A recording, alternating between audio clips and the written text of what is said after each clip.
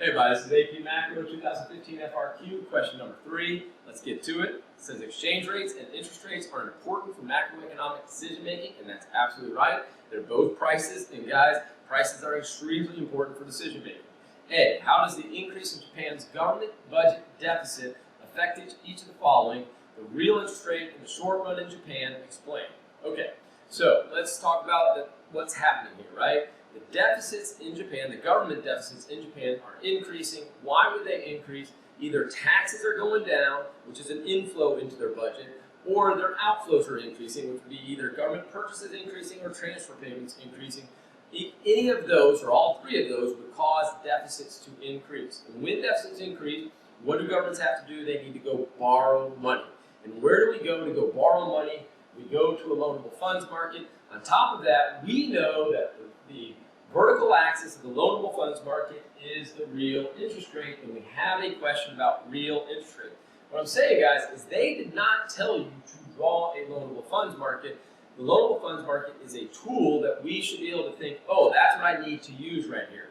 We've got a deficit, the government's got to borrow money. Where do you go, loanable funds market? And they're asking about a real interest rate. That's the vertical axis. I'm going to use my loanable funds market. And by the way, that's what's going to give you this explanation. So let's finish labeling our graph. Put quantity of loanable funds, supply of loanable funds, that's the supplier of loanable funds, demand for loanable funds. Now, there's a couple different ways that you can handle increases in government deficits. The way that I handle them is I say, look, what is the government doing? They are demanding loanable funds, and they are. They're demanding loanable funds. They need money from the financial markets to fill in the hole in their budget. That's what a deficit is. And since that deficit got bigger, they need more money. They're demanding more loanable funds. Demand is going to shift to the right with an increase in demand of loanable funds. Sub 0, sub 1, and that real interest rate is going to go up. So here's our answer. The real interest rate is going to go up. Our explanation is since the government needs more money, they're going to demand more loanable funds, causing the interest rate to go up, okay? Now, we're about to get to private investment. I'm going to talk about that in just a second. But let me tell you, there is another way to handle increases in government deficits. Again, you only got to pick one of the two methods, whichever works best in your head, okay? But the other way to handle it would be to say, look, what's the supply of loanable funds? The main supplier is households, right? Household savings. The main demander is businesses. Now, when government deficits increase, that siphons household savings away from businesses, right? So now some of that household savings is going to go to that deficit instead of going to business investment. So what are we going to do to household savings since it's siphoning it away from business investment? We're going to decrease household savings, okay, which is sometimes called national savings.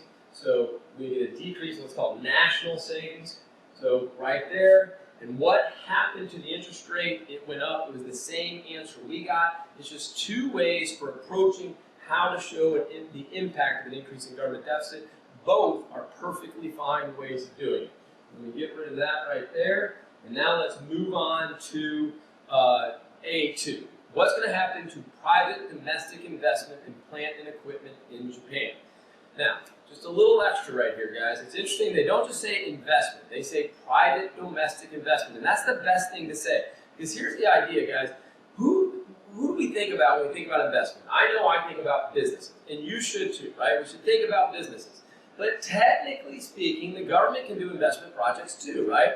The government can build roads, bridges. Those are forms of investment, okay? That's a public works that is investing in our economy, in our infrastructure. So when we see those deficits increasing, maybe that's what the government's doing. We don't know. And so what the problem's doing is saying, hey, look, I'm going to very much point you at business investment. So private domestic investment is business investment. Again, I don't want to confuse you. If you just hear the word investment, I want you to think of business investment. However, technically speaking, government can do investment projects too, all right? So the best way to point a student at business investment is to say this term, private domestic investment. That for sure is talking about business investment. So with all that said, again, the government has come in, they have demanded loanable funds for themselves, driving interest rates up. Who else demands loanable funds? Like we've already said, businesses do. And so what's going to happen? They're going to get crowded out of the financial market by the government, right? So what's going to happen to business investment? It is going to decrease. That is the crowding out effect. And we definitely need to know the crowding out effect.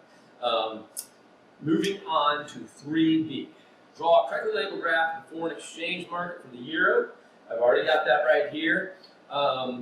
And show the effect of the change in the real interest rate. Okay, let me go ahead and put what we had before, increase in demand for local funds. We've got that interest rate going up again, so we've got that increase in the real interest rate from part A1 on each of the following. B1, the supply of euros explained. Okay, so what's happening in Japan? In the Japan's financial markets, the interest rate is going up. So that means the return on financial capital is going up in Japan. So what are people in Europe going to want to do? They're going to want to get their financial capital into Japan because the rate of return on financial capital is going up. So how are they going to do that? They're going to supply their euros. So they're going to supply their euros, demanding the yen. But again, we're not drawing the yen market, we're drawing the euro market. So all we have to do is show that increase in the supply of euros. So again, Europeans are bringing their euros to the exchange market in order to get yen, in order to put their wealth or financial capital into the Japanese financial market where they can get that higher return on their financial capital. What's going to happen to the euro? The euro is going to depreciate relative to the yen. You're going to need less yen to get 1 euro. Let's see how we did on that. So what's going to happen to supply of euros? We've got it. Increase in the supply of euros. The explanation we've got, we're going to get that higher rate of return. What's going to happen to the yen price of euros? Again, right here, the amount of yen you need to get 1 euro is the price of the euro. Okay, the amount of yen you need to get 1 euro is the price of the euro. What's happening? You need less yen now to get 1 euro. And I would say that you need less yen now to get 1 euro. Therefore, the euro is depreciating. C.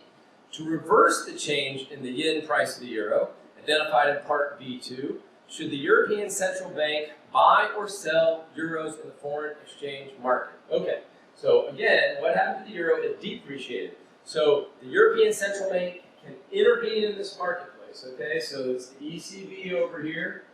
They can intervene in this currency market, and what they can do is they can either supply more euros, okay, or that would be sell euros, right? Or they can go buy euros, right? They can demand euros. Well, if they want to reverse this, they're not going to supply more euros. That would cause more depreciation.